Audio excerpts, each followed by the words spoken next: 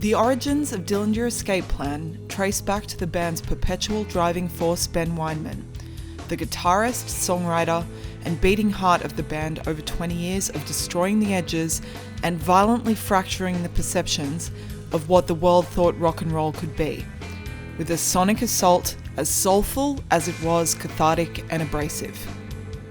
In this feature, we explore the story of Dillinger Escape Plan's first record, Calculating Infinity, and its predecessor, the Under the Running Board EP.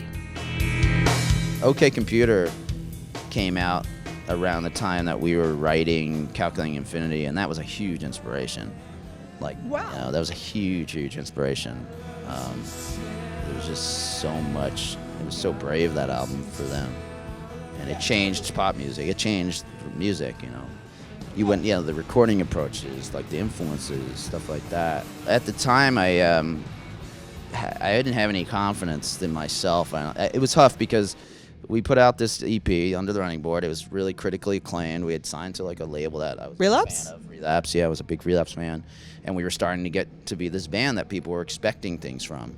And then, our bass player got paralyzed and wasn't unable to play bass. And our guitar player from that time quit and went off. He's like, I'm going to go do computer science, and this is getting too serious for me, kind of. I didn't expect this to work. So this is now you tell me. Now you tell me. He's like, I just thought we played 3 shows, no one would care, and then I get to go back and be in my computer science. I was like, oh.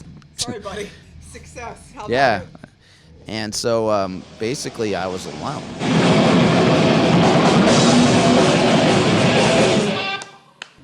To make that album. It was me and a drummer. So I had to learn all the guitar, learn all the bass, play all the bass, play all the guitar. And I was really there were moments when I was like, how I don't think I can do this. I don't think, like I said, those guys were more technical, and I was more just punk rock motherfucker. Yeah, I was blues and stuff. I didn't play shredding guitar. I wasn't that guy. And I knew that some of that was a big important element of what we were building. So I really had to step up and in all places. So it was certainly a confidence boost to be able to make an album that I felt that's huge, dude. People felt was really, Yeah. I feel like we made that album in 2 weeks to tape. There was no computers, there was no Pro Tools, there was no cut and pasting. It's real shit. Every guitar, every bass line, everything. You couldn't move vocals. You couldn't, we just fucking nailed it out, man.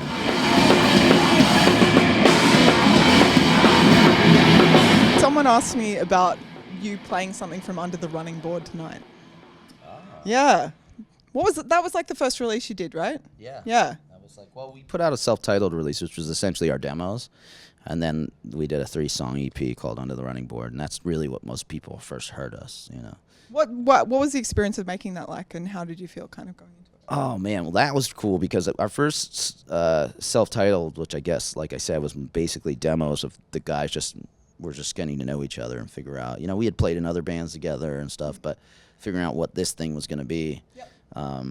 But it wasn't that original. It was still we were trying to figure out what it was that we wanted to do. And then I remember I was just so competitive at that time. I was so over the clicks and the scenes and It was a whole thing. I was just What year was this? 1998? 97, 98, and Marilyn Manson was a big deal. yeah, and even in this underground scene, it was supposed to be somewhere that you could go to be accepted from the jocks and the cheerleaders and go and and it was just as bad.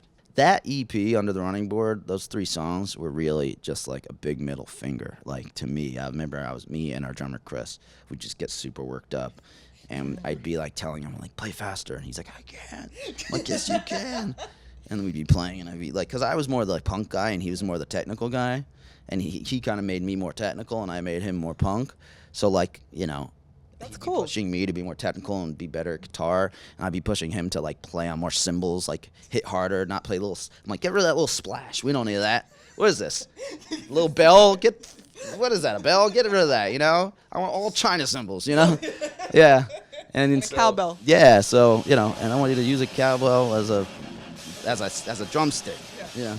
But yeah, I just remember making him do all this crazy blast and fast stuff on the China cymbal, and him being like, "This is not a crash.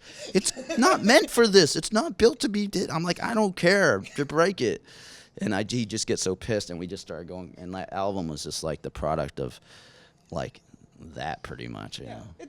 How do you feel about like what happened there? Was that the biggest, most dramatic departure and ending? Or? Yeah, it was tough. I mean, we were creatively, you know, we were really important to each other, but honestly, we're different people, really different people. So I think, you know, his work ethic to play drums was like nobody else, you know, it was insane. Yeah. All he wanted to do was sit in his basement and practice.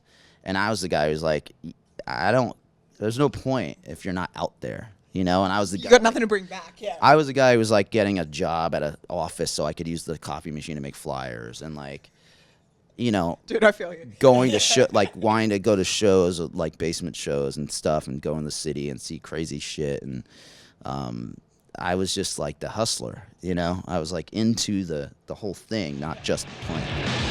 We all came from like New York, New Jersey, DC area where there's a lot going on and a lot of bands, and the Cro-Mags and the Bad Brains. Living in the suburbs and right outside of the city and having all this crazy stuff going on all the time, and like being able to sneak into the city and see all this crazy, dangerous, like unpredictable subculture and music was extremely, had a huge effect on me.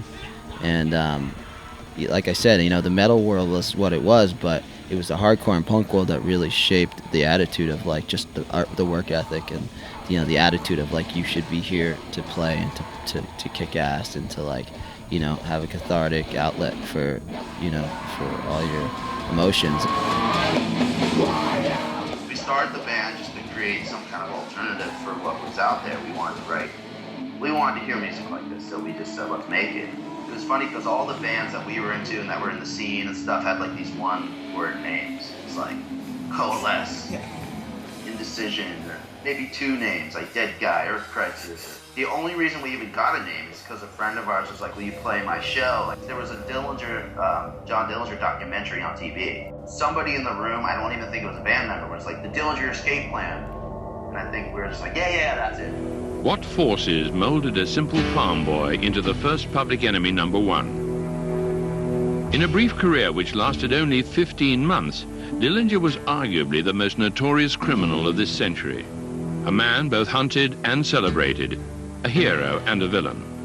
Dillinger was the first media-conscious outlaw whose good looks, affable charm, and outrageous exploits made him irresistible to the public at large, and to women in particular.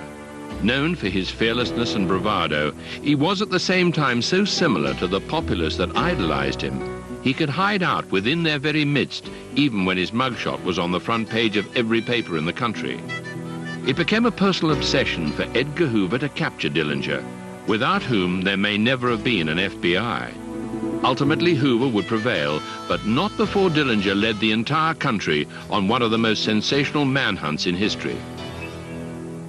I was a fan of this band before I was in it. You know, they were, to me, like one of the bands that were new-ish and that like seemed the most promising. You know, and to me, there wasn't that much exciting stuff going on in heavy music at the time.